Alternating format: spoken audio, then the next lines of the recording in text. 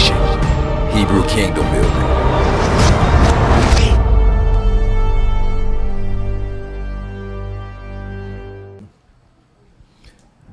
All right, everybody there? Okay, here we go. And Yahuwah spoke to Moshe. Let's start with verse 8. Verse 8. No, it's all right. Let's start with verse 1. Go ahead. God. And Yahuwah spoke to Moshe on Mount Sinai, saying, speak to the children of Israel and say to them, when you come into the land which I give you, then the land shall keep a Sabbath to Yahuwah. So this is showing you, remember when Malek was talking about everything that the Most High made is living, even the land. And so that's why you see scriptures where the land will cry out. And you see even here, Yahuwah had to set apart for the land to be able to rest, so the land that actually keeps Sabbath. The land's supposed to keep Sabbath. Mm-hmm. So very interesting. Keep going. 6 years you shall sow your field. In 6 years you shall prune your vineyard and gather its fruit. But in the 7th year there shall be a Sabbath of shalom, rest for the land, a Sabbath to Yahuwah. You shall neither sow your field nor prune your vineyard. With groves of its own accord of your harvest you shall not reap. So basically, when you're sowing in the land, you're working the land. So to give the land a rest, you can't sow the field or prune your vineyards. You got to let it go. You got to let whatever grow of itself, let that happen. But no pruning, nothing. So you just let it go. It's interesting. So I don't think you're supposed to be able to cut your grass or nothing. Really interesting. Let's keep going. And the Sabbath produce of the land shall be food for you, your male and your female servants, your hired man, and the stranger who dwells with you, for your livestock and the beasts that are in your land. So you see there's a difference between the male and female servants. The hired man is somebody who's just coming around just because he's trying to get paid. Right. Most of y'all at y'all jobs, y'all are just hired people. Y'all ain't no servant. Servants is actually at least from a biblical perspective, they have more benefits in a sense than a hired man. Because a hired man don't have no stock in the like that. They just there to get their paycheck and go about their business. But a servant is basically there for life. Or they can be there until you're released though, but they're owned by the owner in a sense. So they're not just there to get a paycheck and go home at the end of the day. So there's a difference there. Like for example, when the Most High gave Abraham the commandment of circumcision, that was for him and everybody in his house. So that would have included the servants too, which means they would have went in a covenant too. But wouldn't no hired man would have counted into that. You get what I'm saying?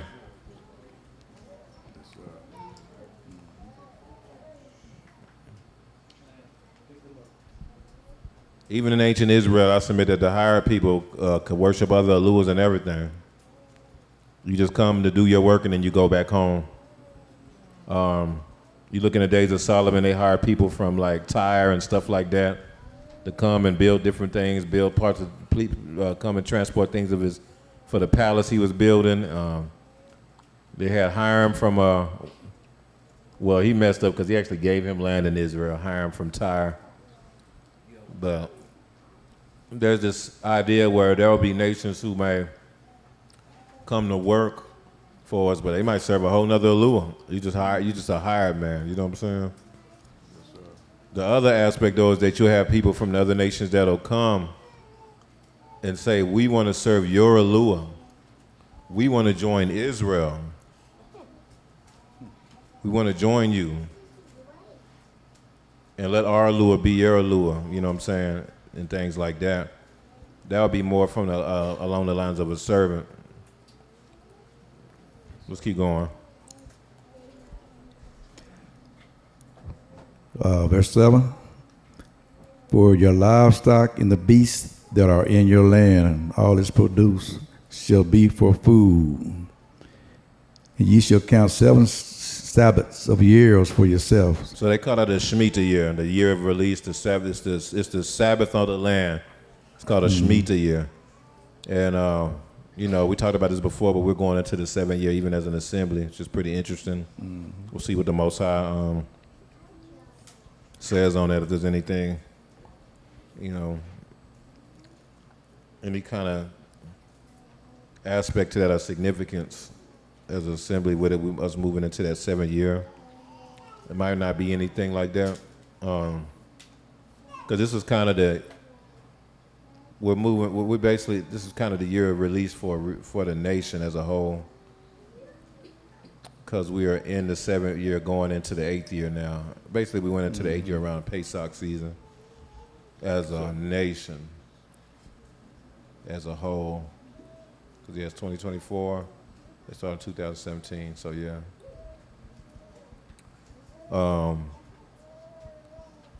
And remember, think about it.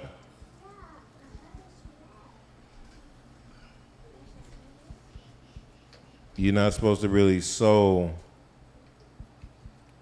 the land like that, or do a whole lot of reaping or prune your vineyards.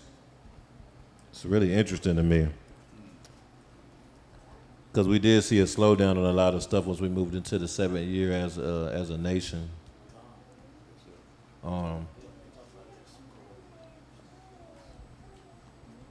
Yeah. It was like a kind of a year of release for the nation. But let's keep going.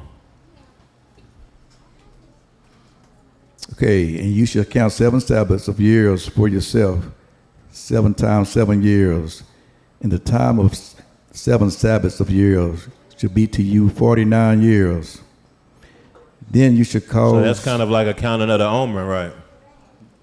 So it's 7 years. Yeah. So the counting is associated with like a redemption. As a matter of fact, that same word, dang, I see why she said I should do the stool. It's right here, man. Listen to Isha.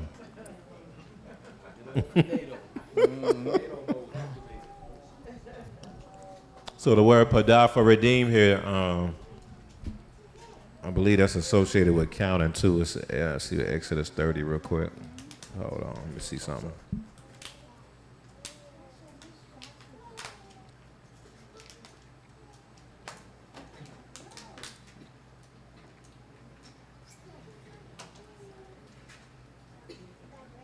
Oh, total I love.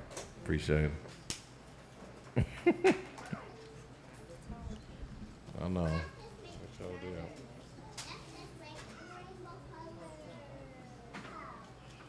All right. All praise to the Most High. So Exodus 30, verse 12. Y'all don't, yeah. Yeah, that's what I thought. No.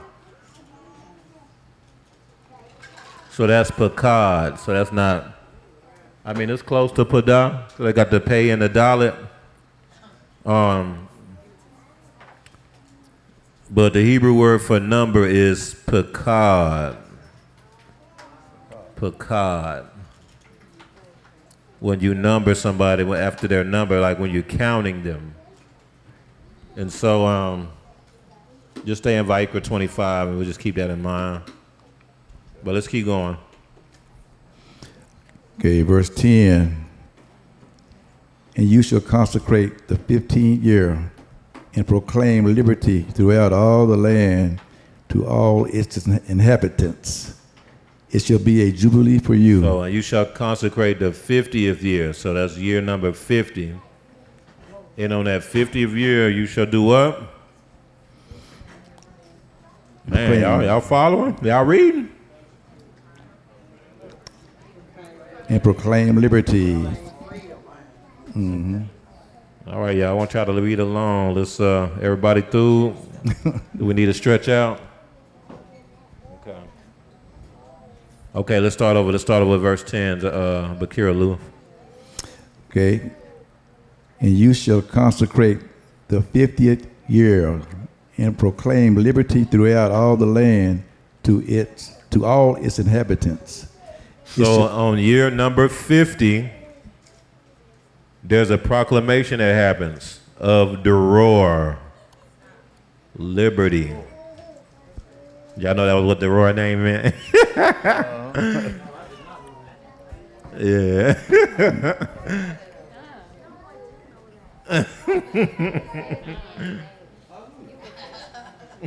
People forget it was a long time ago. It was a long time ago. Yeah. But to proclaim liberty, to roar throughout all the land. To who? All its inhabitants. Yeah. So on the 50th year, the heads, the priests, the leaders, they have to, this is Torah, they have to go and proclaim liberty throughout all the land. This is Torah. This is part of the commandments. You have to. You have to, because see, this is the thing. Why would the leaders have to do this? Because they're the ones who are benefiting from people really not doing Jubilee. Because Jubilee is a year of release. Any debts owed, they got, you know what I'm saying? You know, everything gets taken back. Even anybody who's a slave, they get released on the Jubilee. Yeah.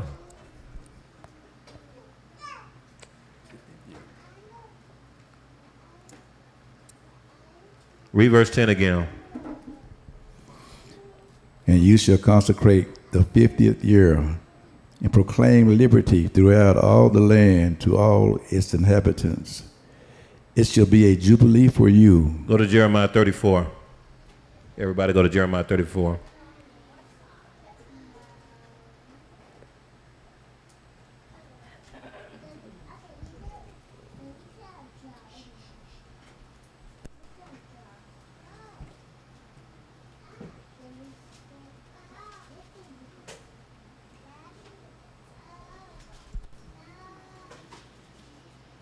We'll start with verse 8, okay? Verse 8, Ms. Pago. All right, let's go. Verse 8. This is the word that came to Jeremiah from Yahuwah. After King Zedekiah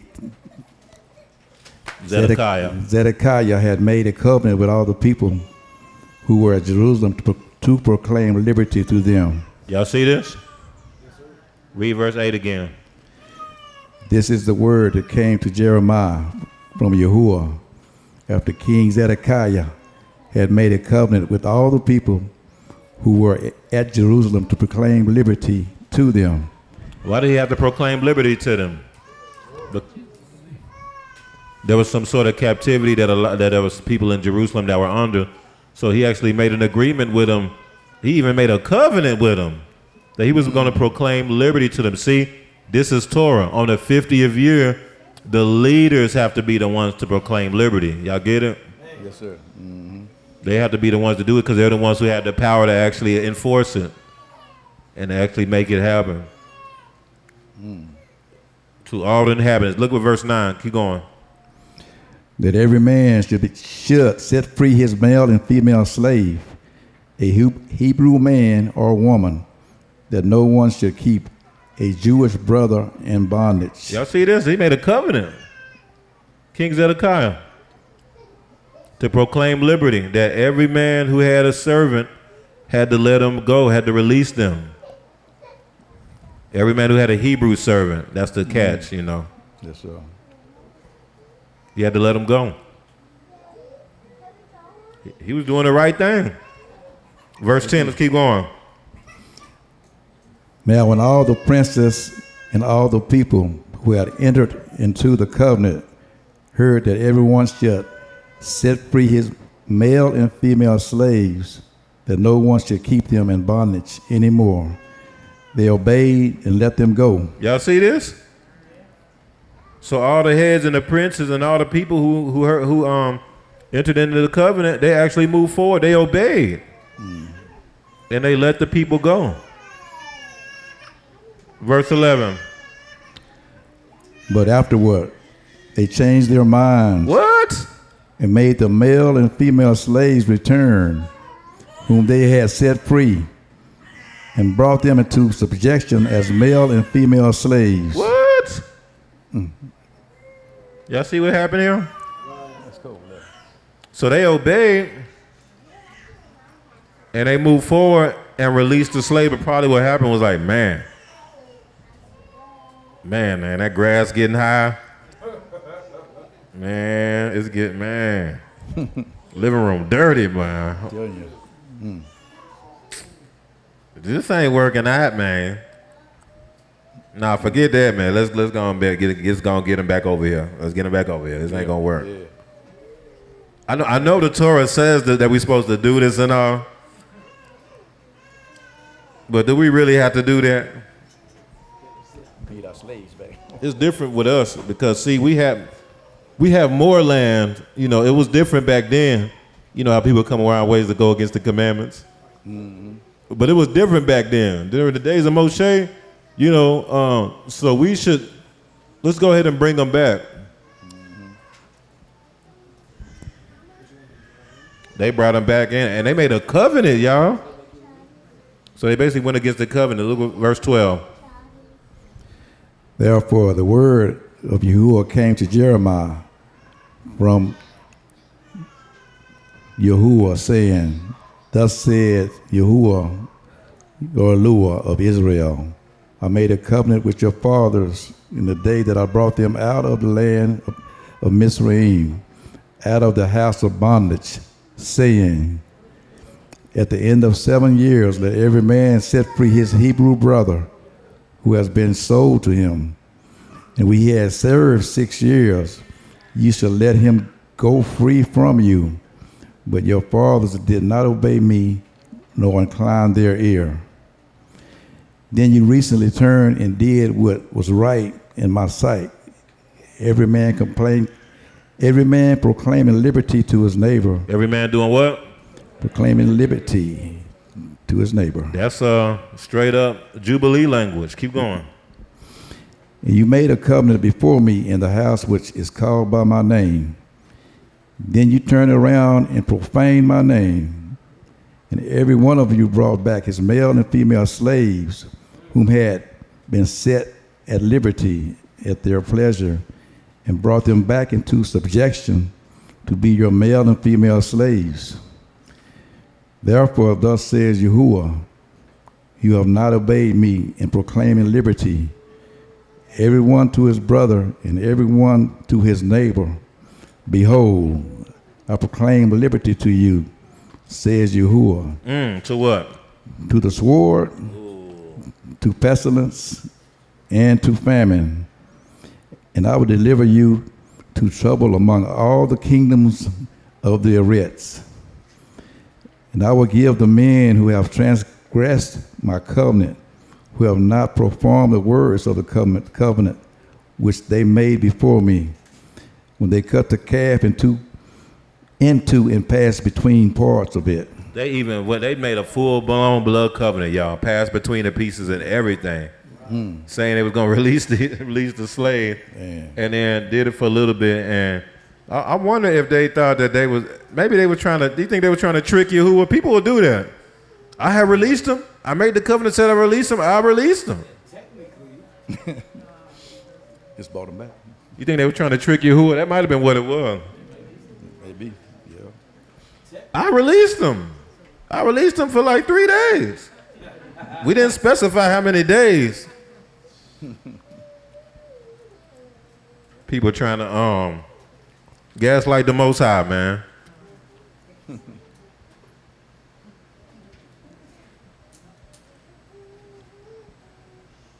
Keep going.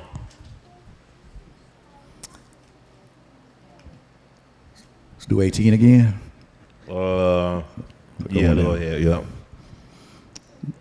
And I will give the men who have transgressed my covenant, who have not performed the words of the covenant which they made before me, when they cut the calf in two and passed between the parts of it, the princes of Judah, the princes of Jerusalem, the eunuchs, the priests, and all the people of the land who passed between the parts of the calf. I will give them into the hand of their enemies and into the hand of those who seek their life. See what happens when you break a covenant like that? Big trouble. Because when you cut the animal open and you pass between the pieces, you basically are saying, if I break this covenant, let what happened to this animal happen to me. Yep, that's it. They ain't think that through before they went against that like that. Man. That's wild to me. Man. That's wild, man. So, yeah, look what Yahuwah said here. Keep going. Their dead bodies shall be for meat for the birds of the Ritz. of the Shamaim and the beasts of the Ritz. We can stop right there. Basically, they broke that covenant. They said, basically by doing that, let what happens to me happen to that animal if I break this covenant. So most of were like, well, yeah, this is what's going to happen to you. Pretty crazy. Sometimes people, they just don't believe. They just don't believe. Because we seen that happen here. People will make oaths, man, and then just go and just break it and be like, oh, I'm sorry. What? Now, you made a whole oath to the Most High, and you went against it the next day, and all y'all say is sorry? Man, you wild. You must be, like Malek be saying, you must be an atheist or something. For real. Man, my bad. Look, my bad, man. Next time, man. Yeah, you wild. You must not really be. You think you just here for the fellowship. You don't believe in no Yahuwah.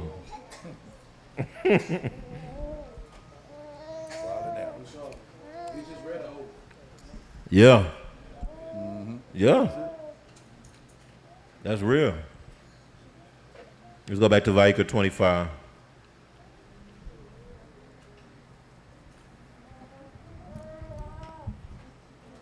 Verse 10, or you want to go on down a little further? Start with verse 8 again.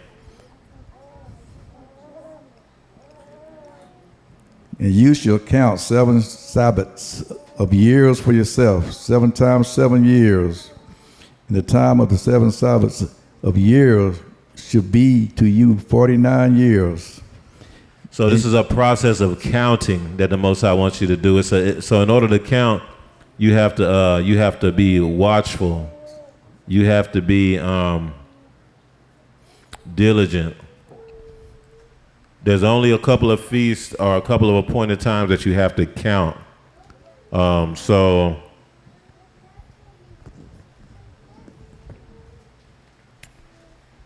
Feast of First Fruits. They're all surrounding the Sabbath too. All the appointed times that you got to count, they all surround around the Shabbat. So you have the Feast of First Fruits. If you read Torah, Vayikra 23, it says that you have to, it's the day after the Sabbath, after Pesach. You ought to keep the Feast of First Fruits, right? So you gotta keep track. You gotta see when the Sabbath is after Pesach. It's not so. First fruits, that means that first fruits isn't on a set date every year. You get what I'm saying? All the other feast days, Most High be like on the 15th day of the 7th month, you're to keep the Feast of Tabernacles. On the 10th day of the 7th month, it's on a set day every year. You get what I'm saying? But you have this thing where there's these certain specific feasts where it ain't on no set day. You actually have to calculate it. Yahuwah says, no, I need you to count it, calculate it. So after Pesach, the day after that Shabbat, that'll be the Feast of First Fruits. So it's never on the same day, biblical date. You know what I'm saying? Of the month. What is that proving? That's proven very clearly that the days of the week are not associated with the dates of the month. Y'all get what I'm saying? Because you're gonna hear some stuff. You're gonna hear people come on that type of stuff.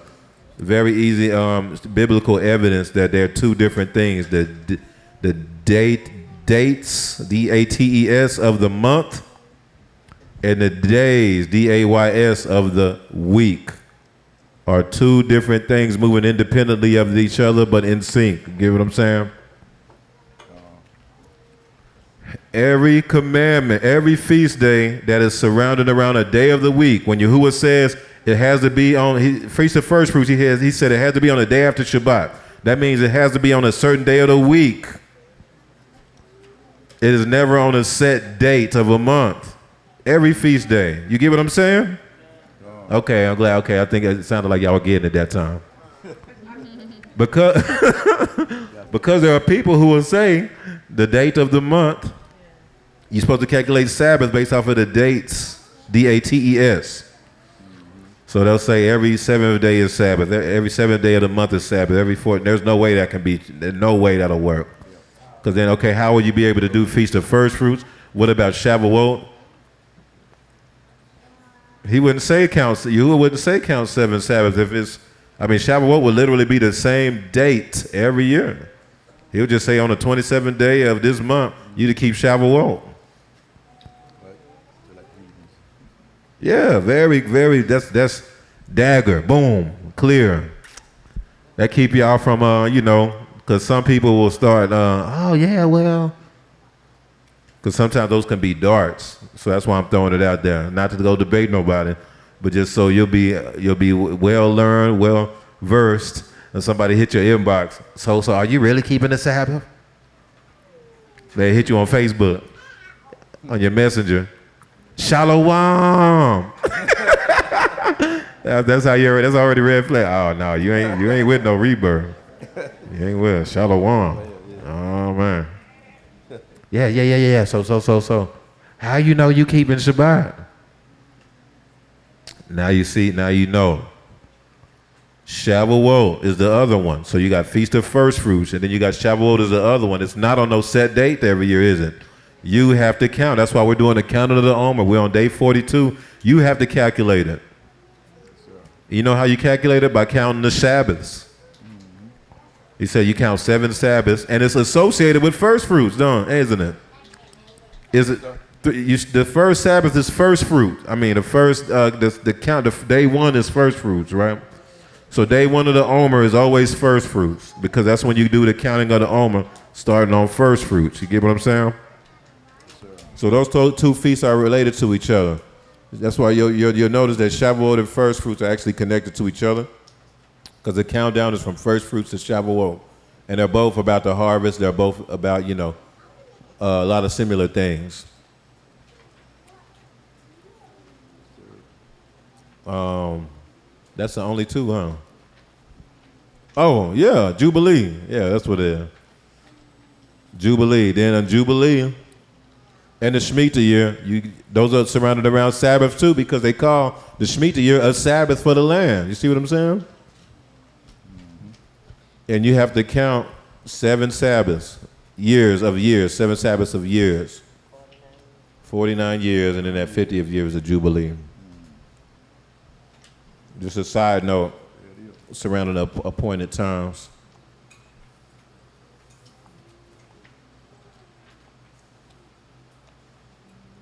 Let's keep going. Verse 9.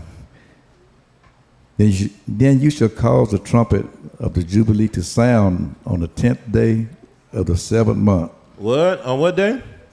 10th day of the 7th month. On what day is that? On the day of atonement, you shall make the trumpet. Yom Kippur. Mm-hmm. That's Yom Kippur. Oh, that's what I forgot to put on there. Let me see if I can pull that up real quick.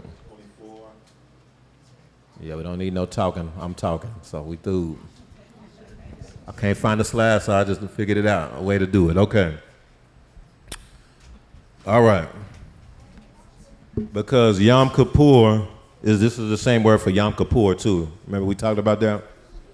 It's Kaf Pei Resh. So if you look up Yom Kippur, that's the same word, Kaf Pei Resh. Another way to Koper is another form of Kippur. It just means to cover, ransom, etc. Jubilee, literally, the Hebrew word for Jubilee is Yobel. It literally means a trumpet, a ram's horn, a shofar. Teruah. Jubilee is about sounding the trumpet. That's really what Jubilee is about. It's about sounding the alarm. You get what I'm saying? That's what it's about. Like, y'all know how Yom Teruah is. Yom Teruah is it's interesting because it's like making the way for Yom Kippur. You know, you got Yom Teruah, then like 10 days later is Yom Kippur. You like sounding the trumpet, you sounded the alarm, you blowing the trumpet, then 10 days later you got Yom Kippur. So Jubilee is Yobel. It's like Bakir Aluf Yubal. It's the same word. Or I think it's the root word is Yubal or Yabal, which I think is about instrument, musician, something along those lines. So Yobel is all about blowing the trumpet. It's all about sounding the alarm. Okay, why is that significant? Because in order to sound the alarm and proclaim liberty, you have to wait until Yom Kippur. Not the beginning of the 50th year. It says you do it on Yom Kippur. On the 50th year, you proclaim liberty on Yom Kippur.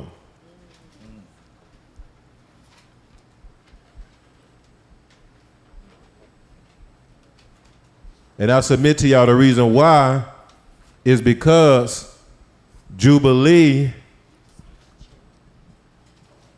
is about atonement.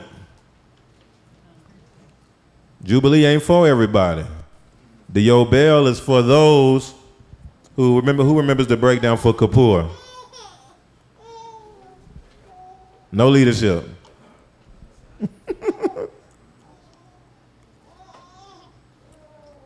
All right.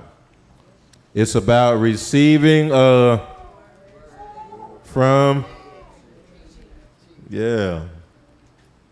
Remember the kaf it can give or receive. It's a hand to cover or to give or to receive. And then pay, that's the open mouth. It could be a word, open mouth, things like that.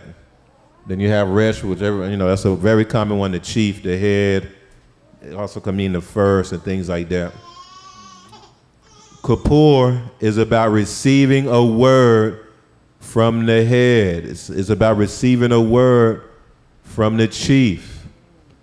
It's about receiving a word from Yahuwah's heads, y'all. It's about receiving a word from Yahuwah's heads. That's the word for atonement, Kippur. I know it says ransom. Don't worry about that. I'm using an old video. But it's the same word. It means ransom, but it also means atonement, okay? Day of Atonement is Yom Kippur.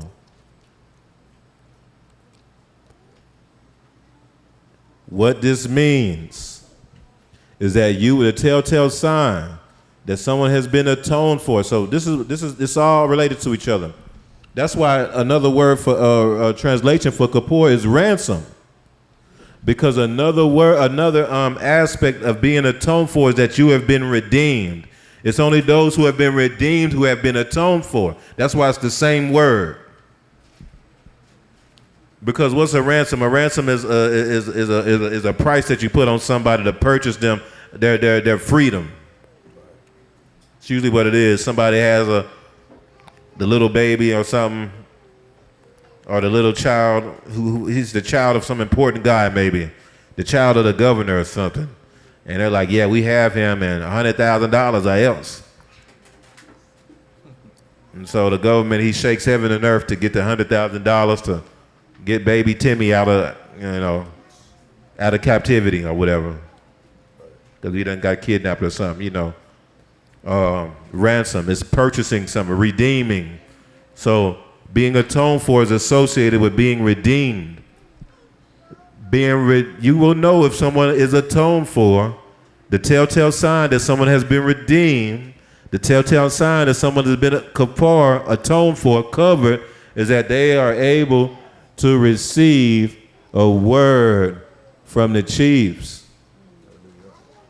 A telltale sign that they are not atoned for.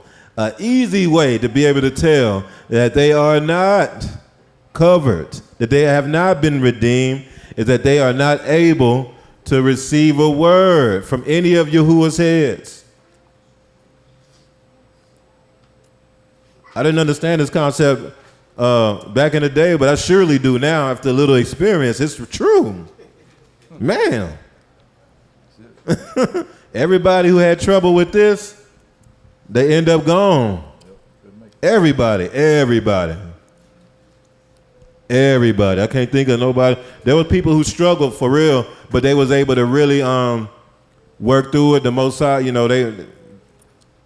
Most High dealt when they were able to submit.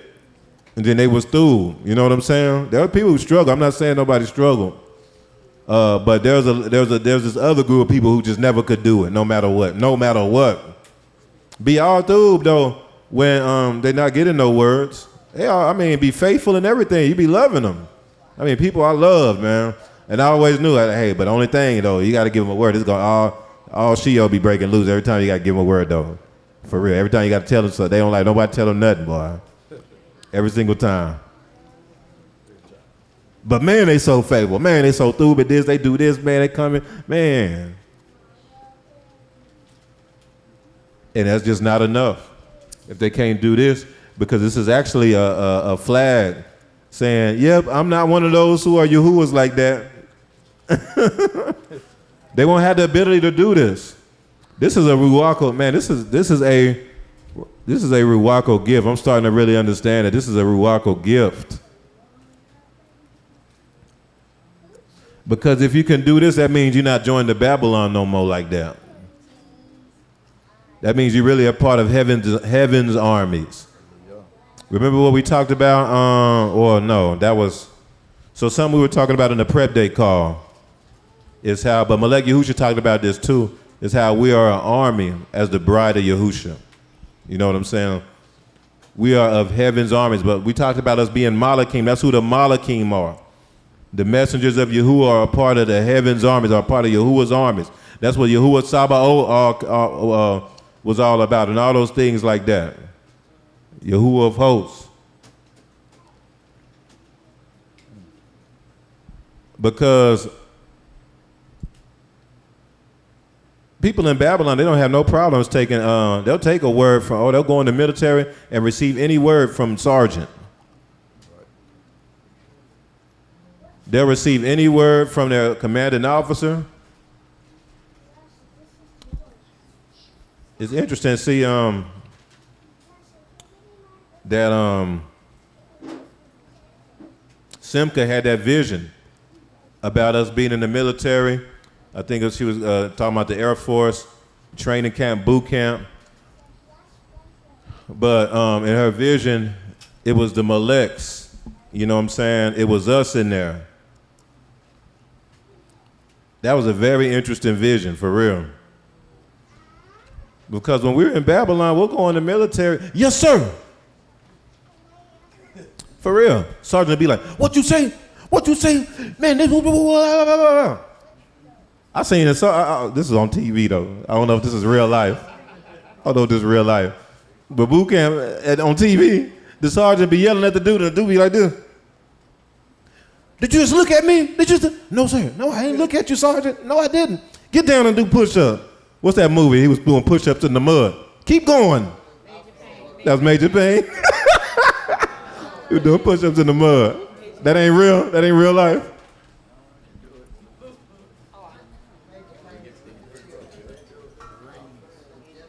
I be saying, it was a bunch of movies I seen when they be in boot camp, and the sergeant, he'll be yelling, it'd be like split fine, and the dude still be submitted. Yes, sir. Split fine. Whatever you say, Sarge. Yes, sir. All right, we're getting up at 400 hours. 4 a.m. Ain't that 4 a.m.? Military people. 400 hours, be ready. 0400, yeah, 0400. And they be submitted. They be submitted. Come up in the assembly. And off the chain. Off the chain, man. Man. Actually, the leader he was a drill sergeant. He was, yeah, he was the one doing that. Oh man, one of the most rebellious people you could. Oh my goodness. Woo, man. Don't make no sense. But it's because you still join the Babylon. So that's who you're receiving your words from. You can't really receive a word from both worlds. That's why. That's what I'm starting to realize. That's right. You can't really receive a word from both worlds. So what you're going to receive one and reject the other, or you're going to receive one and reject the other. That's how it works. You can't have two masters. You can't have two Adons. That's what it is you got another Adon. That's why you can't. This is the telltale sign if you are covered. But now I see why. Because that's who are covered. When you read the scriptures, you saw it all throughout the scriptures. For real. Think about when Yahushua was walking their rest. He would bring out a word and the Pharisees would question everything. They would rebel against everything Yahushua said. It was so much. Yahushua literally said this. He said, yeah, no, you're not no son of Abraham. Because if you were, he literally told them that. If you were, you would have received the words I gave you. Yahushua was able to determine easily who was his and who was not by who could receive the words. That's all you had to look at. No. I know who your father is. It's not Abraham. Your father Hasatan. That's what he was alluding. He didn't say it, but he said, I know who your father is. Your father not Abraham. Oh no, I can tell because you ain't received none of the words I've been bringing out over the last couple of weeks. You've been rejecting, trying to see how you can come and usurp what I'm doing and everything. Ain't no way you one of us. So think about this. So you got an outcoming assembly or a Cody. You love him because he's cool, got a great charismatic, great personality, and do everything in the assembly. Clean up team till 4 a.m. Come in and serve and do everything. But is always trying to usurp the leaders. Always coming to you, hey man, you heard that lesson from Malek? What you think about that? Cause he was talking about, I ain't know, I like this part, but I don't know about that other part. What you think? It's something new every other week. He try to usurp one of the heads. You know, I like Malek Musha. I don't like Malek Yahusha lesson like that though. You know what I'm saying? I only listen to Malek Musha.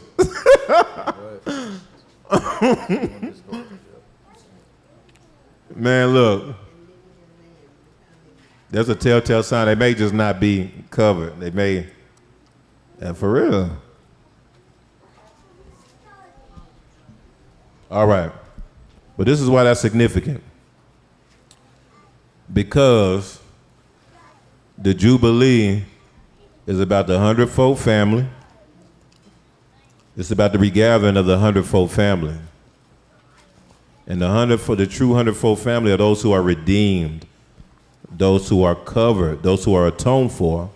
But also the Day of Atonement is about judgment. So this is the thing. So the Day of Atonement is about the covering of those who are his, but simultaneously destruction of those who are not. In judgment of those, that's a simultaneous thing. You know that the regathering of the 100-fold family literally means judgment on the nations. It's almost simultaneous. They go hand in hand together. Wow. Let's keep reading.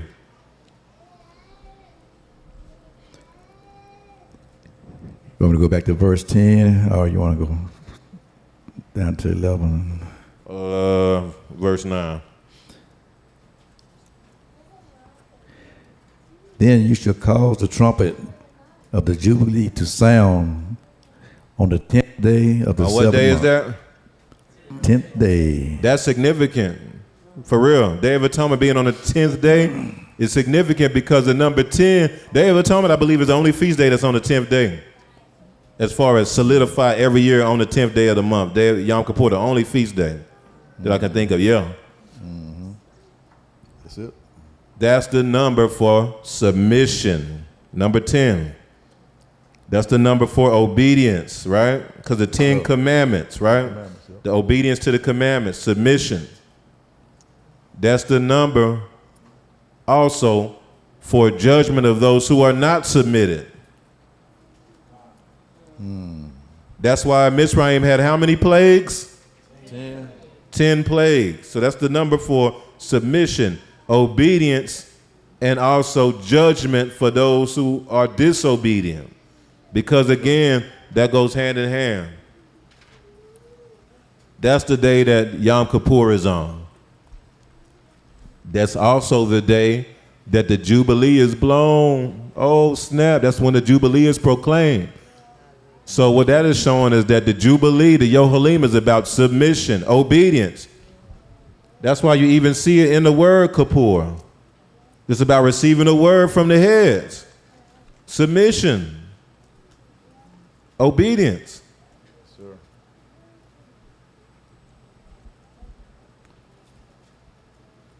We supposed to be the bride, right? The bride of Yahusha. But the bride is supposed to submit to the head, isn't he? Isn't she? That's right. See, we just be looking at our wives. Oh man, she don't be submitting right, man. You know what I'm saying? She don't be submitting right. Not wondering, not thinking that. It might be because you having an issue with submission. Right. Because Doing your the bride is supposed to submit to the husband as the husband is submitted to Mashiach, his head.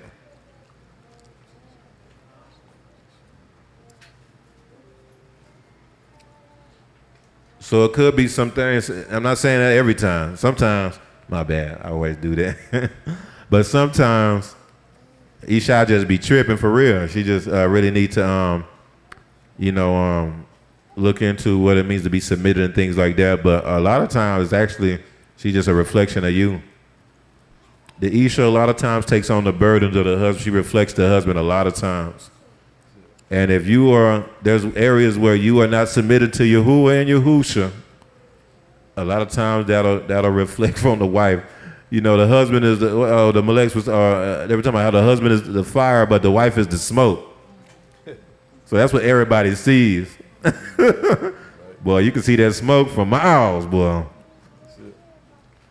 The wife is also a daughter, which means the sign of the house. She's the sign of the house. You can see a whole lot, pretty much everything about the house through the wife, not the husband. The husband's a lot easier. The husband will hide all kinds of stuff. But a lot of times the Isha, she can't hide nothing. She wearing her feelings on her shoulder. She's the sign of the house. So if you treating her well, everybody gonna see it. But if you're not doing through, most of the time, everybody's going to see that too.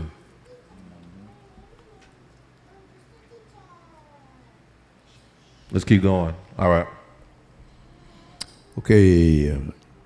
Verse 9 again. Going down to 10.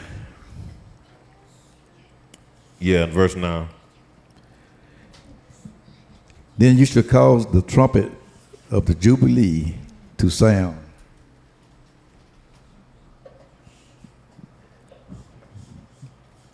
Okay, I'm sorry, I got lost. Then you should cause the trumpet of the Jubilee to sound on the 10th day of the 7th month.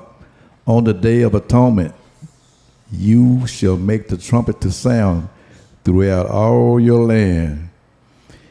And you shall consecrate the 50th year and proclaim liberty throughout all the land to all its inhabitants.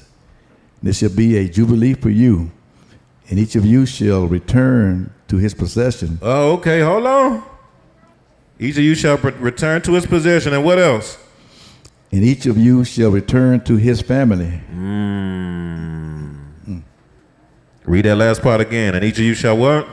Return to his family. Y'all catch that? What do they mean? This is about the hundredfold family, y'all. That's what the Jubilee's about. Hallelujah. Remember, your hundredfold family is actually your real family. Yes, sir. See, when you return back to the covenant, when you return back to Yahuwah, he brings you back to your. He starts to gather. He regathers you. He regathers his people. That's a part of the regathering.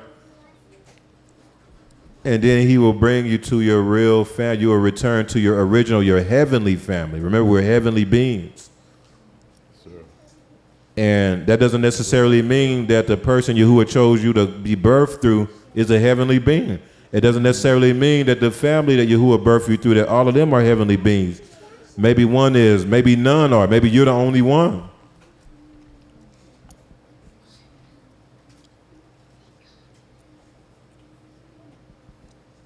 Remember, y'all are all Malachim. Everybody that was birthed in your household and that you were birthed were not Malachim as well. But you Malachim. Hallelujah, hallelujah. And so what happens, that goes back to this having to be a kingdom of Nabi'im. Because we can't have anybody here who's not Mishpaka. This is a nation, ethnos. Nation in Greek is, I know it's Greek, but still.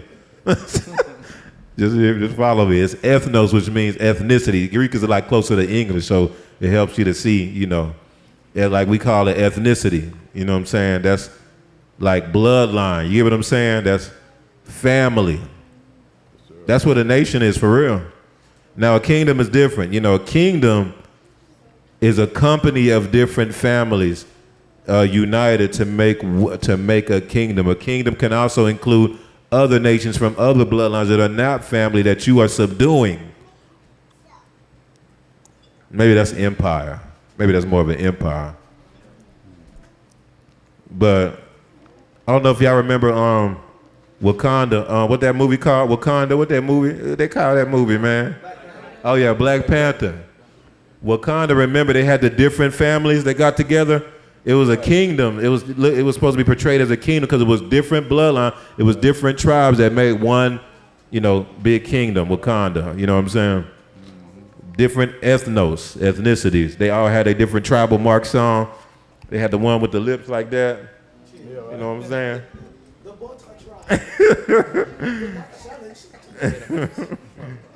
But that's the difference. A nation, though, is a family.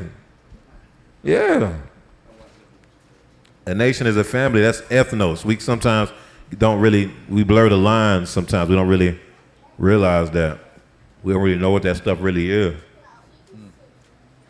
That's why when Yahuwah said, I'm going to make a nation out of you, when he said that to Yaakov, Yaakov had the 12 children, and he made a nation out of them as they birthed children. It was a family that became the nation of Israel. You know what I'm saying? So anyway, oh yeah, go ahead, yeah. So we see here that the Jubilee, everybody shall return to his possession, and each of you, everybody will return to his family. That's what the 100-fold family is all about. Remember I talked about the 100-fold family, the letter Kuf. The letter Kuf is the, the Kuf is a numeric value, is number what? 100, that's just 50-50. Yeah. That's just 50-50. Y'all know what the letter, a Hebrew letter, that's number 50? Somebody said it. I thought I heard it. Not Gimel.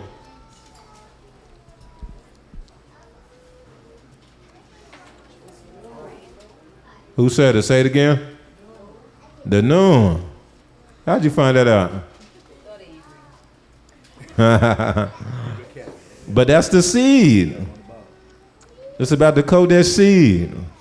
The Nun. That's number 50. The Yobel, the 100-fold family, the regathering is about Kodesh seed. It's about the seed.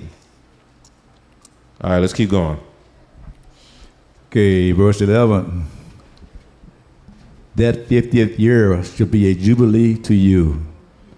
In it you shall neither sow nor reap what grows out of its own accord, nor gather the grapes of your intended vine. But it is the Jubilee, it shall be Kodesh to you. You shall eat its produce from the field.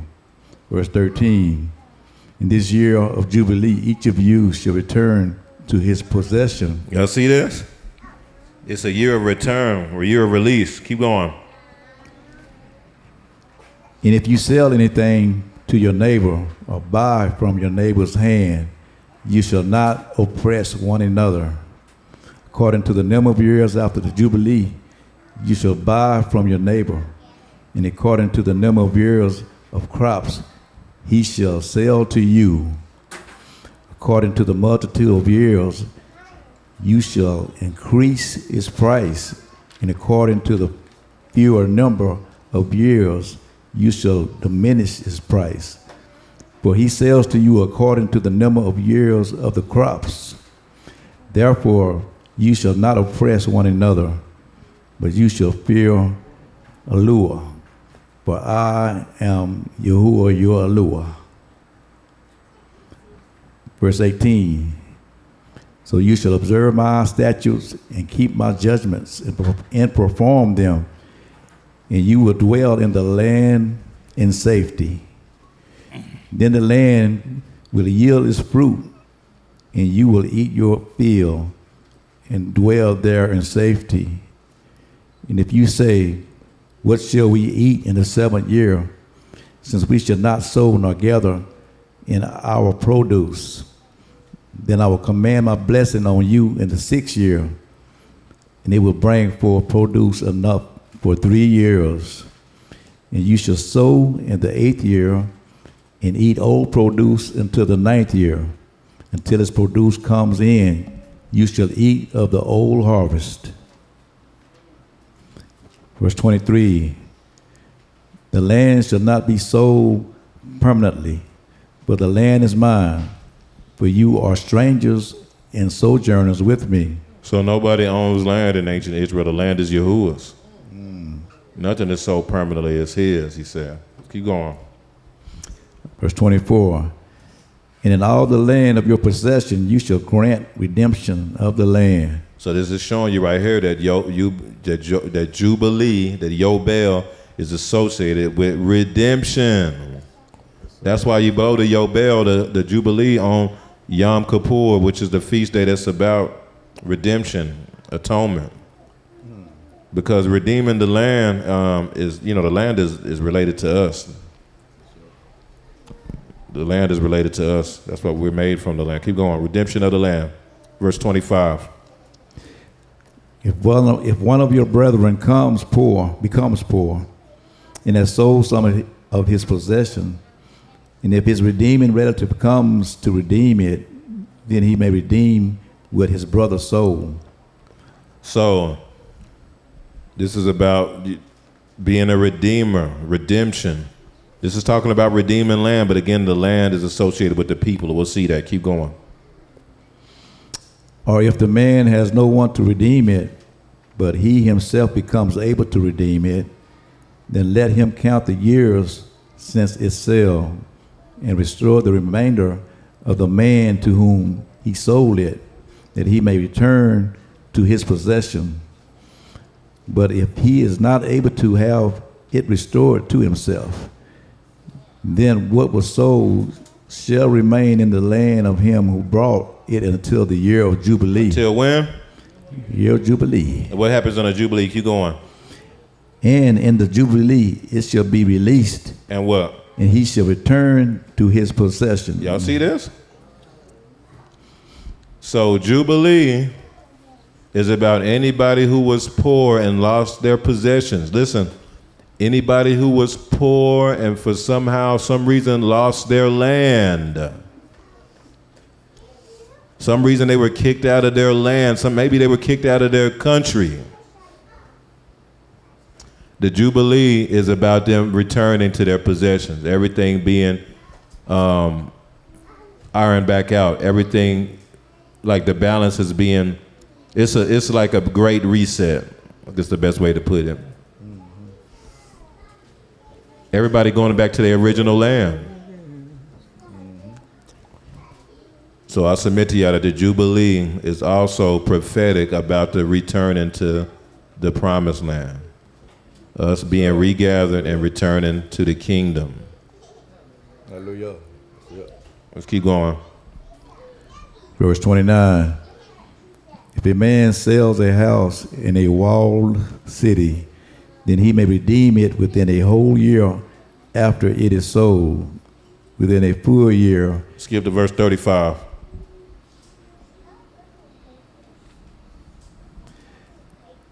If one of your brethren becomes poor and falls into poverty among you, then you shall help him, like a stranger or a sojourner, that he may live with you. Take no usury or interest from him, but fear your allure, that your brother may live with you. You shall not lend him money for usury, nor lend him your food at a profit. I am Yahuwah, your allure, who brought you out of the land of Mizraim, and give you the land of Canaan, and to be your Elohim. Interesting that he said that, huh? He said, I am Yahuwah, your allure, who brought you out of the land of Mizraim to give you the land of Canaan. He didn't say the land of Israel, did he? That's right. The land of Canaan and to be your allure. So Yahuwah gave Israel the land that was the land of Canaan as an inheritance. And I submit he mentioned this because that's what the Jubilee is about. Even though we've been scattered, we've been kicked out, there's going to be a time where he's going to regather us and bring us and give us the land back. Hallelujah. The regathering's already happened, and that's what this is. Verse 39, let's go. And if one of your brethren who dwells by you becomes poor and sells himself to you, you shall not compel him to serve as a slave. As a hired servant and a sojourner, he shall be with you and shall serve you until the year of Jubilee. And then he shall depart from you, he and his children with him, and shall return to his own family. He shall return to the possession of his fathers. Why?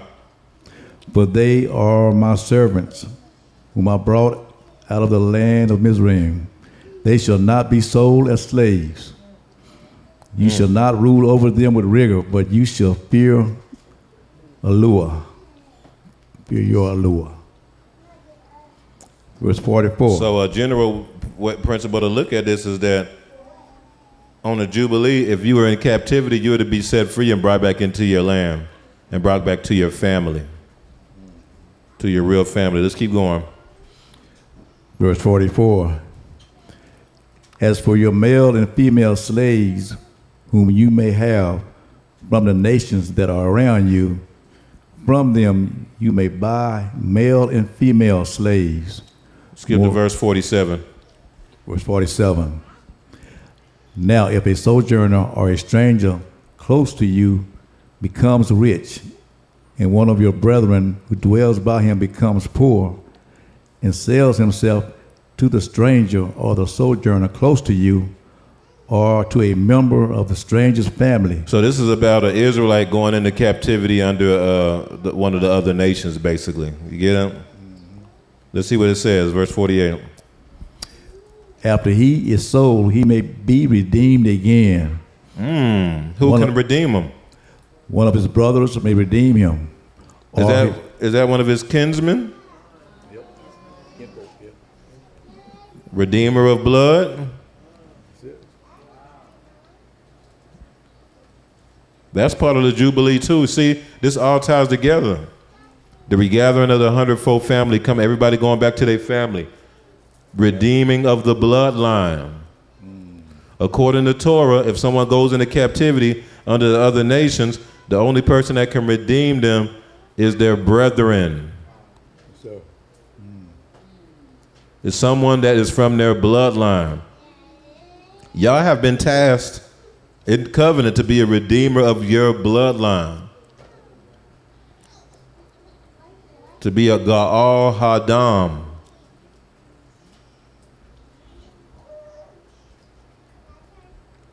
Keep going. Verse 49. Or his uncle or his uncle's son may redeem him, or anyone who is near of kin to him in his family may redeem him. In his what? In his family. may redeem him. Keep going. Or if he is able to, he may redeem himself. Thus he shall reckon with him who brought him. The price of his release shall be according to the number of years, from the year that he was sold to him until the year of Jubilee. It shall be according to the time of a hired servant for him. So this goes back to Deuteronomy 28 when it said that you will go on slavery on ships and no one will buy you. That's what it goes. Basically, what that prophecy was saying is that you will go in slavery on ships and there will be no kinsman redeemer. Right. None of your kin, nobody will be able to come and get you. That's what it meant by that in Deuteronomy 28. And you know, I thought about that because I used to think about that. Like, man, Africa had like very advanced societies in West Africa during that time. And nobody tried, Timbuktu, you had the homie, you had, I can't remember the other one, the Oye. Like these were like they were way more advanced than Americans at that time. Mm-hmm. They were. Way more advanced than the Americas. And they ain't try to come get, they ain't try to they ain't send no ships. They ain't trying to do nothing. All us was getting taken out here. Big time. Snatched up and taken out here. And a lot of these people were, they were northern king. They were Israelites. A lot of these kingdoms were Israelites. Right. And they ain't try to come get us. But that was prophesied. See, they were in on it. You know, the northern kingdom. Right. Basically were in on the Yahudim being sold into slavery, just like, if it happened, we did the same thing in the past, in a sense, in history. There was times when we were just very divided. That's why the prophecy about us coming back together is such a big deal. And actually, even that prophecy is associated with Jubilee. It is. Let's skip to Ezekiel 37.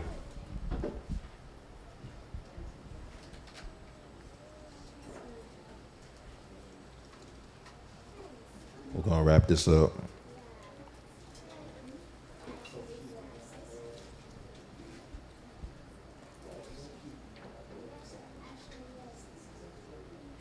We're going to start with verse 15, okay? Let me know when y'all there. All right, let's go. Again, the word of Yahuwah came to me, saying, as for you, son of man, take a stick for yourself and write on it, for Judah and for the children of Israel, his companions. Then take another stick and write on it, for yourself, the stick of Ephraim, and for all the house of Israel, his companions. Then join them one to another for yourself and to one stick, and they will become one in your hand. So what was the name of the first stick? Judah, right? Mm-hmm. So this was about the northern kingdom, Joseph, joining with Judah. That's what we were talking about yesterday. Verse 18. And when the children of your people speak to you, saying, will you not show us what you meant by these? What you mean by these? I'm sorry about that. Say to them, thus says Yahuwah, your Lord, surely I will take the stick of Joseph, which is in the hand of Ephraim, and the tribes of Israel, his companions, and I will join them with it, with the stick of Judah. Y'all get it? Okay, so the stick of Joseph, he's going to join with the stick of Judah. So it's not, we always say the two sticks coming together. That's not necessarily technically accurate. The stick of Judah is already established. And then the Most High was saying he's going to take the stick of Joseph and join them to Judah. There's a difference. It's a slight distinction that needs to be made, because it's unto Judah that the gathering of the people shall be. Yeah. I was talking about that yesterday. Yeah. Ema on it. Nah, you right. All praise to the Most High. Who else was on that call yesterday? Nathaniel, hallelujah. Hallelujah. Hallelujah. That'll work. Vakir Aloof, hallelujah. Oh, hallelujah. Oh, yeah. Vakir Yamin was breaking it in. Hallelujah. Yakum Yamin was on there. You was on there, Shannon? All right. Oh, yeah. Even but the mothers be on there. They be representing. But yeah, that's what we was talking about, though. So, Bereshit 49, it says, the scepter shall not depart from Yehuda, nor, does it say a scepter shall not depart from Ephraim? No. The scepter, or stick, or staff, shall not depart from Yehuda, nor a lawgiver from between his feet. So between his feet, that has a lot of times the connotation of seed. Yeah, offspring. Like there will always be a lawgiver coming from this lineage. You get what I'm saying? Until Shiloh come. Now that's interesting because Malaki Husha was bringing this out. Shiloh also is related to Shalak, the called out ones.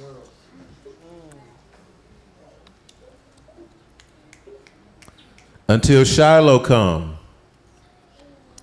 and unto him shall what?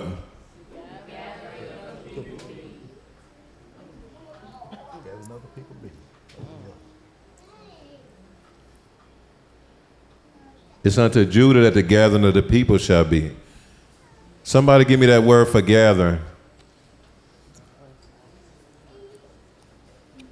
Somebody give me that word for gathering in the blue of the Bible.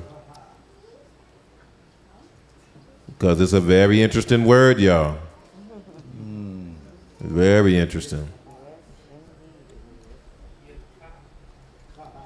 Yakaha, something like that. Yakaha.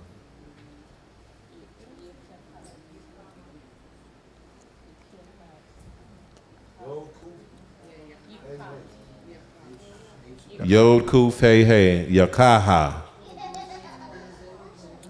So look at what does it say that it mean? Read it.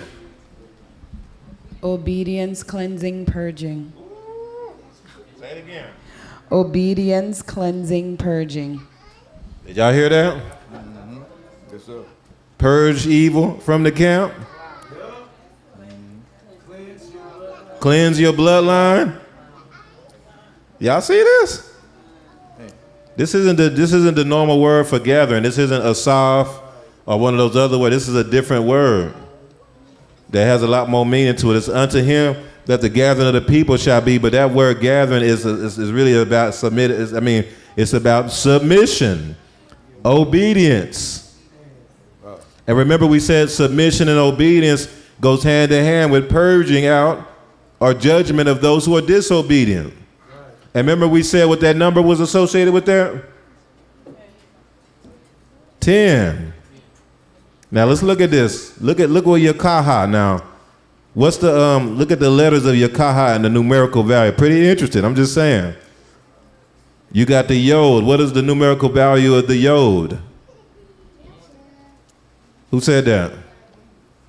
Man, that's dude, son. That's dude. Man, Hebrew Academy is 10, y'all. 10.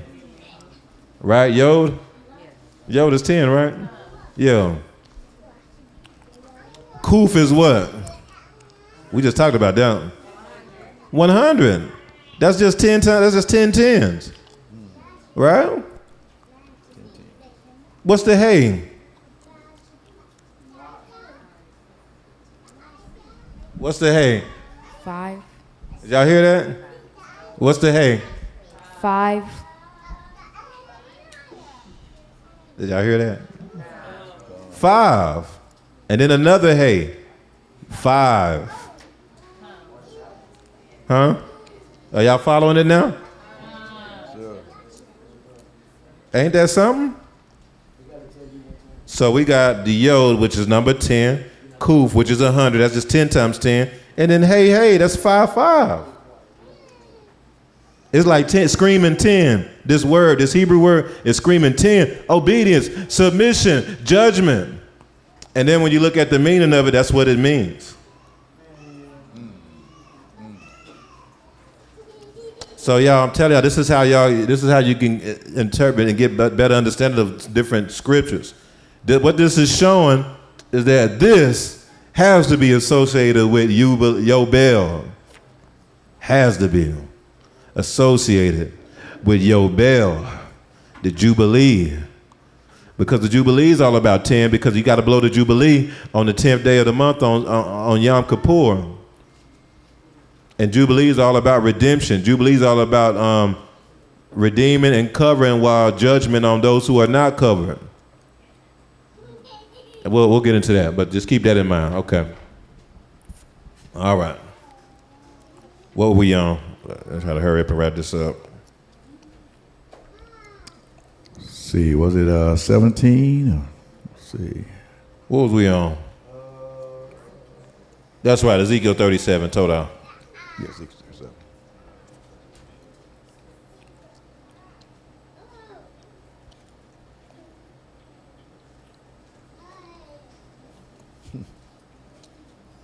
Go ahead on verse 17. Yes, sir. Ezekiel 37:17. Then join them one to another for yourself and to one stick. They will become one in your hand. Because it's unto Judah that the gathering of the people shall be. So when the other tribes gather and stick to the stick of Judah, or the scepter of Judah, the staff of Yehuda, they'll be in that cod. Keep going. Verse 18. And when the children of your people speak to you, saying, will you not show us what you mean by these? Say to them, thus says Yahuwah. That's Adon Alua. Adon Alua. When it's lowercase. Yo. Surely I will take the stick of yourself, which is in the hand of Ephraim, and the tribes of Israel, his companions, and I will join them with it, with the stick of Judah, and make them one stick. There you go. That's what's happening. Keep going. And they will be one in my hand, and the sticks on which you write will be in your hand before their eyes. Then say to them, thus says Adoni Alua, surely I will take the children of Israel from among the nations. Oh, now it's talking about the regathering. Keep going. Wherever they have gone, and I will gather them from every side and bring them into their own land. Wait, and bring them into where? Own land. Isn't the Jubilee said everybody go back to their own land? Yes, sir. Man, y'all following. Praise Yahushua. Okay, we're going to get through this quicker than I thought. Keep going. And I will make them one nation in the land on the mountains of Israel, and one king shall be king over them all. Really? So there will be a Melech. We've been talking about this. That there's a Melech that you got to, like, which Melech are you with? Babylon or Israel? Keep going. They shall no longer be two nations, nor shall they ever be divided into two kingdoms again.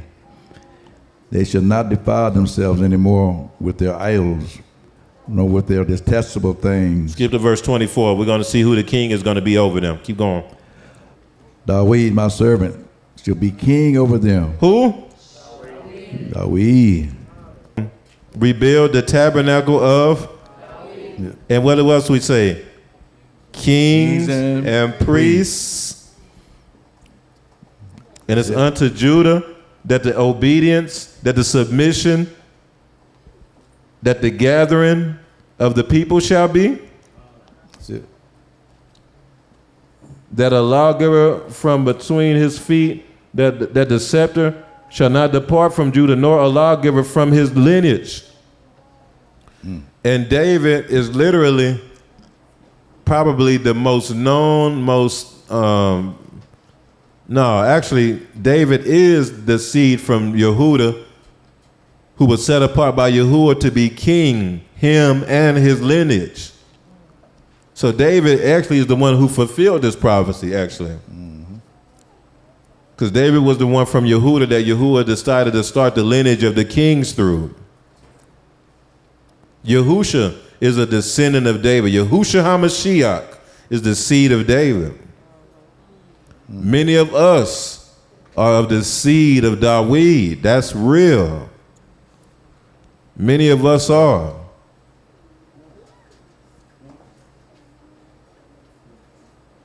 All right, let's keep going. Let's keep going. No, let's go. Let's move to Let's go to Yeshayahu 61. Let's do that. Isaiah 61. Let me know when everybody get there. All right, let's go. Verse 1. The spirit of Yahuwah Eluah is upon me. That's Adon Alua. Adon Eluah. Yes, sir. No worries. Because Adonai has anointed me to preach good tidings to the poor. So when it's all uppercase now, that's Yahuwah. Okay. So when it's just when it's lowercase with just a capital L, that's Adon. Okay. And when it's all capitals, then that's Yahuwah. Lord, all caps. Okay. Because Yahuwah has anointed me to preach good tidings to the poor. He has sent me to heal the brokenhearted, to proclaim liberty to the captives. Because remember, it's the kings that's supposed to proclaim liberty to the captives, right? So you got this prophecy here where he's saying, man, he sent me to proclaim liberty to the captives, to proclaim freedom to those in captivity. Keep going. To proclaim liberty to the captives in the opening of the prison to those who are bound. Keep going. To proclaim the acceptable year. Wait, let me stop here.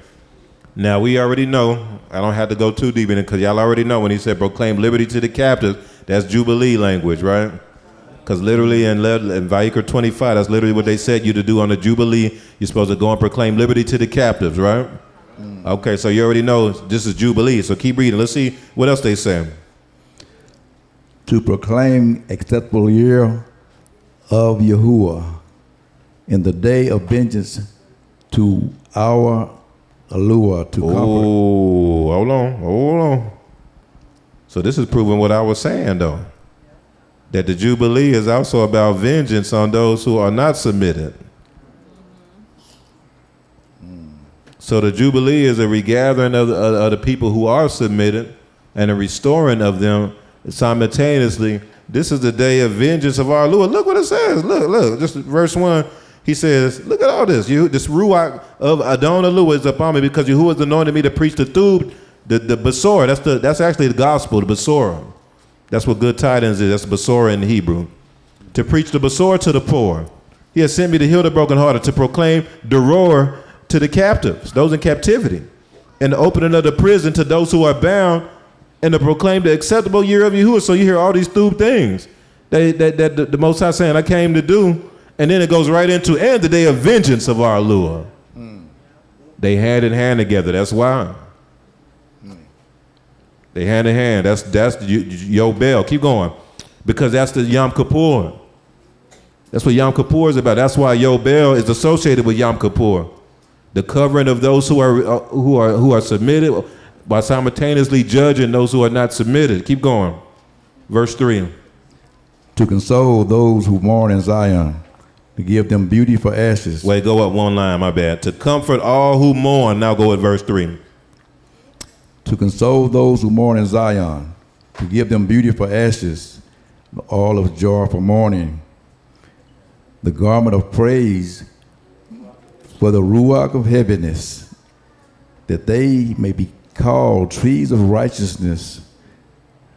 The planting of Adonai, that he may be glorified. And they shall rebuild the old ruins. They shall raise up the former desolations. They shall repair the ruined cities, the desolations. So when we are restored and returned to the land, it ain't just like it's now it's time to build. So that's why we're in building mode right now. Keep going. And they shall rebuild the old ruins. They shall raise up the former desolations. And they shall repair the ruined cities, the desolations of many generations. Strangers shall stand and feed your flocks. And the sons of the foreigner shall be your plowmen and your vine dressers. But you shall be named the priests of Yahuwah, Adonai. No, that's Yahuwah. That's Yahuwah. Yep. Okay, Yahuwah. Then shall call you the servants of our Lord.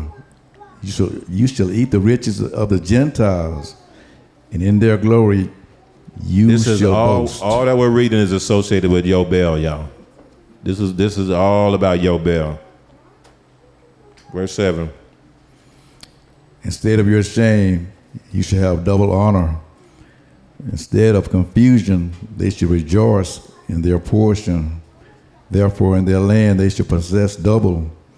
Everlasting joy shall be theirs. But I, Yahuwah, love justice. I hate robbery for burnt offering. I will direct their work in truth and will make with them an everlasting covenant. All right, we'll stop there. Y'all, we're all very familiar with Yeshayahu 61, but I wanted to show that, just prove using scripture of what I was just telling y'all about how Jubilee is also associated with judgment and the vengeance of the Most High. Let's go to, I'm trying to wrap it up. So let's go to Yirmiyahu 50.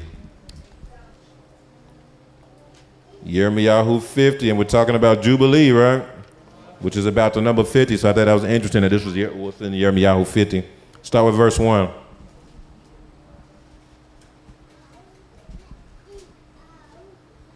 Because remember, Yobel is associated with Yahuwah executing vengeance on the nations. Let's keep going.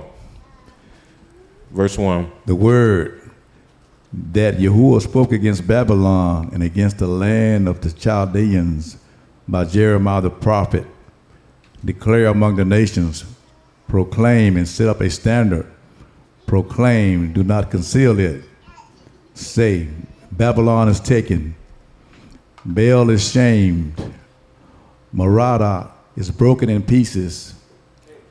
Her idols are humiliated. Her images are broken in pieces. For out of the south a nation comes up against her. Out of where? Out of the north. Out of the Let's north. keep going. Yes, sir. Which shall make her hand desolate, and no one shall dwell therein. They shall move, they shall depart, both man and beast.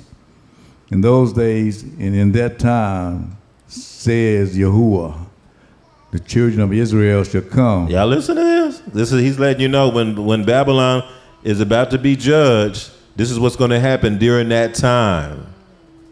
Go ahead, read it again. The children of Israel.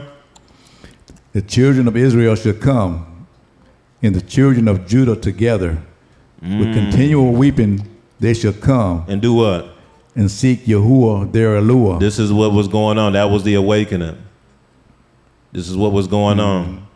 That there was a time when all of a sudden the children of Israel starts returning to the covenant, basically, seeking Yahuwah, humbling, seeking. When they're talking about weeping, they're humbling themselves, supplicating, seeking his face, turning from their wicked ways.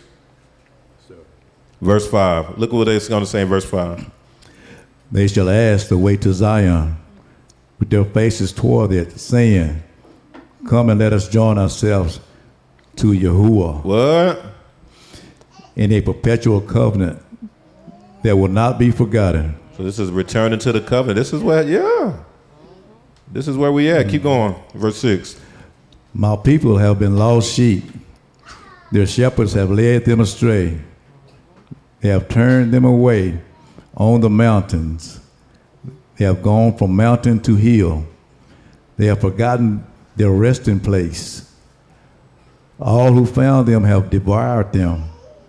And their adversaries said, we have not offended, because they have sinned against Yahuwah, the habitation of justice.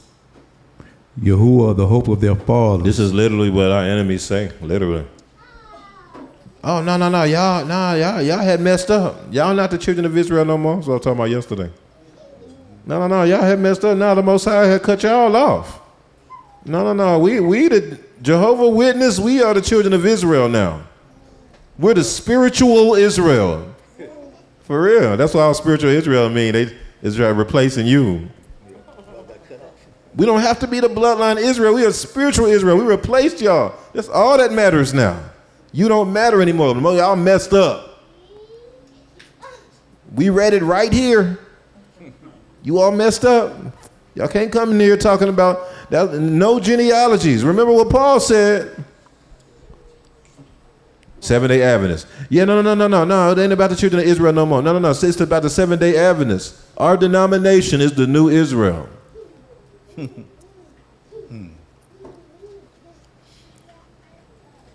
This was prophesied in Jeremiah 15. Keep going.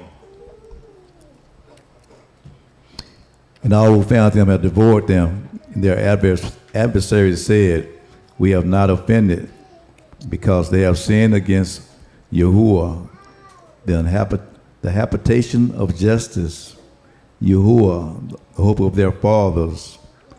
Move from the midst of Babylon, go out of the land of the Chaldeans, and be like the rams before the flocks. For behold, I will raise the cause to come up against Babylon, an assembly of great nations from the north country. This is what's happening, y'all. Keep going. And they shall array themselves against her. From there she shall be captured. Yeah, this is coming, y'all. Keep going. Their arrows shall be like those of an expert warrior. None shall return in vain. And Chaldea shall become plunder. All who plunder her shall be satisfied, says Yahuwah, because you were glad, because you rejoiced. You destroyers of my heritage, because you have grown fat like a heifer, thrashing grain, and you bellow like bulls. Your mother shall be deeply ashamed. She who bore you shall be ashamed. Behold, the least of the nations shall be a wilderness, a dry land and a desert. Because of the wrath of Yahuwah, she shall not be inhabited, but she shall be wholly desolate. Everyone who goes by Babylon shall be horrified in the hiss of all her plagues. Put yourselves in array against Babylon all around. All you who bend the bow, shoot at her, spare no arrows, for she has sinned against Yahuwah. Shout against all around. She has given her land. Her foundations have fallen. Her walls are thrown down. But it is the vengeance of Yahuwah. It is the what? The vengeance of Yahuwah. Oh, so this seems like now this is not 100% evidence, but this seems pretty close to some Jubilee language, though. It might be. We keep reading. Let's see. Take vengeance on her, as she has done, so that to her cut off the sword from Babylon, and him who handles the sickle at harvest time. Isn't on the Jubilee you're not supposed to sow no harvest? Right. Ooh, let's keep going. For fear of the oppressing sword, everyone shall turn to his own people. Oh, hold on. On the Jubilee, don't everybody return to their own family? Yep. Wait, hold on here. Keep going. And everyone shall flee to his own land. Don't everybody go to their own land in the Jubilee? Okay, that's too much evidence. So now this is screaming Jubilee now. And this is Jeremiah 50. Y'all see what I'm saying? Keep going. Israel is like a scattered sheep. The lions have driven him away. First the king of Assyria devoured him. Now at the last time, Nebuchadnezzar, king of Babylon, has broken his bones. Therefore thus says Yahuwah of hosts, the allure of Israel. Behold, I will punish the king of Babylon in his land. As I have skip to verse 28.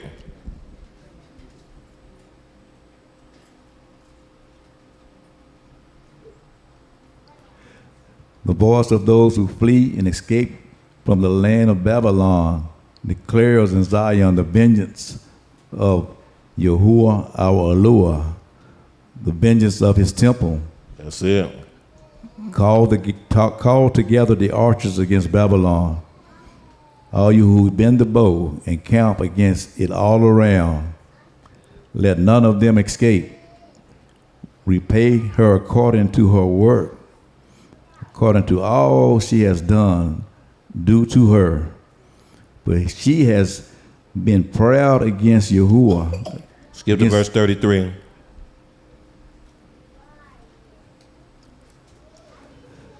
Thus says Yahuwah of hosts, the children of Israel were oppressed, along with the children of Judah. All who took them captives have held them fast. They have refused to let them go. They what? Refused to let them go. Yeah. Yeah. So what happens is, this is what I submit happens. So Jubilee is the time where the captives are supposed to be set free. So if they don't let them go when they're supposed to on a Jubilee, even though they don't keep Torah, that still can be a judgment against them. Because Israel is his people. The only reason why they were in captivity to you is because I allowed that, because of their disobedience. So when I tell you to let them go, because what this is alluding is that Yahuwah did give them the opportunity to let the children of Israel go. Y'all get what I'm saying? And they didn't. So now that's when the judgment comes. I wouldn't be surprised as when, why did Yahuwah had called Moshe, he was 80 years old. Why? Why so long? Could it have been because it was a Jubilee year now? Yeah, it's a Jubilee year now. Moshe, come on. Look, I know you, look, I got you. I know you 80, come on. You the only one capable of doing this. You got it, I know you don't talk well. We'll work it out, don't worry about it. Come on, oh, maybe we'll get your brother to help. Come on, let's go. I need you to go before Pharaoh. I need you to tell them to let my people go. Because Yahuwah had to, if it's a Jubilee year, it's their year of release. He got to at least give them the opportunity to let them go first before judging them. Because they don't know Torah. Go up, you got to go before Pharaoh. He going to reject you, but you got to do it. I got to give him the opportunity to at least let him go. He going to reject you though. And you know what happened? Moshe went up there multiple times, said, hey man, Yahuwah said, let my people go. You know what I'm saying? Or else this is going to happen. And then the Most High rained 10 plagues on them. Day of Atonement, obedience, submission. Verse 34, their Redeemer is strong. Yahuwah of hosts is his name. He will thoroughly plead their case, that he may give rest to the land and disquiet the inhabitants of Babylon. A sword is against the Chaldeans. Did y'all hear that though? He talked about giving rest to the land. I'll throw that out there to y'all again, back on the Jubilee and the Shemitah year, where he gives the land rest. Sure. So this is what happens, y'all. These time periods are also times of judgment. So the Shemitah year is a time where you're supposed to let the land rest, but for those who don't adhere to it, a lot of times it's a time of judgment too. Well, the Most High will make you make the land rest by destroying you. You know what I'm saying? All right, we will do this. Let's look at Revelation 8.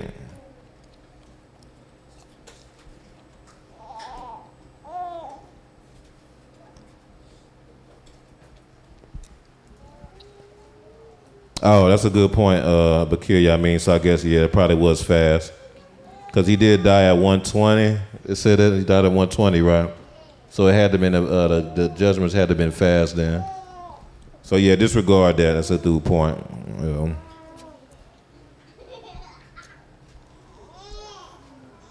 Because if he started the ministry at 80 and died at 120, they was in the wilderness exactly 40 years.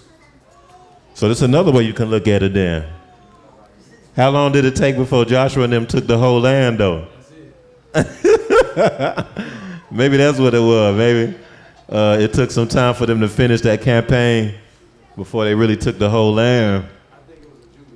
Yeah, and maybe that was around the Jubilee once they really conquered, fully conquered the promised land. Maybe not when they first walked in, but once they conquered the promised land, that might have been associated. All right, Revelation 8, y'all.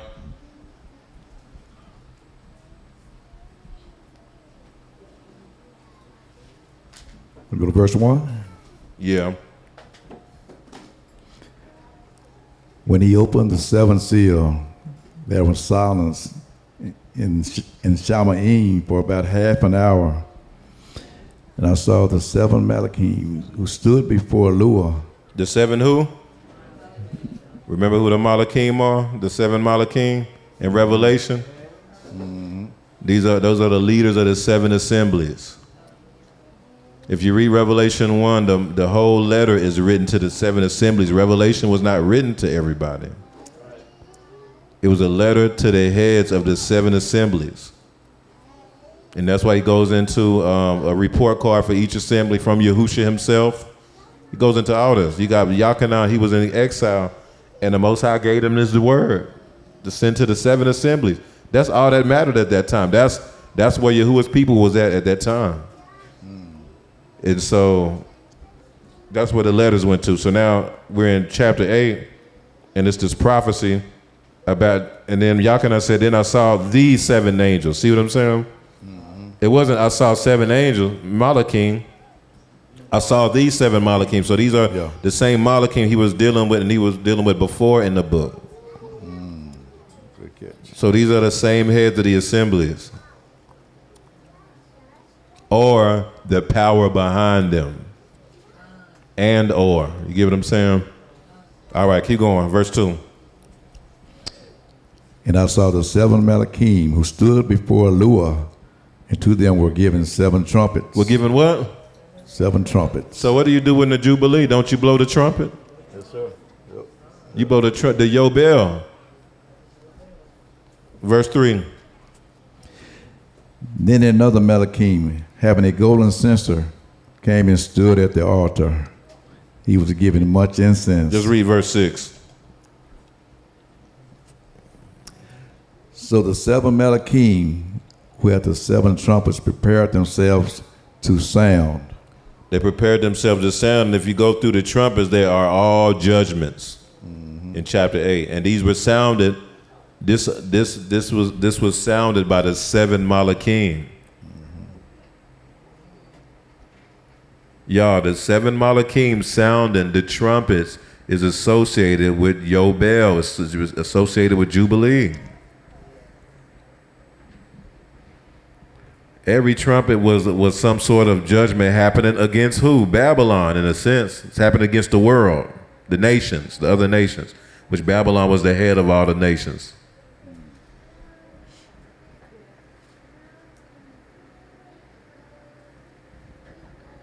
And Yobel was blown on Yom Kippur, which is the feast day that's about judgment against all the other nations. It's about judgment against the nations and the covering of Israel, at least the submitted of Israel. All right.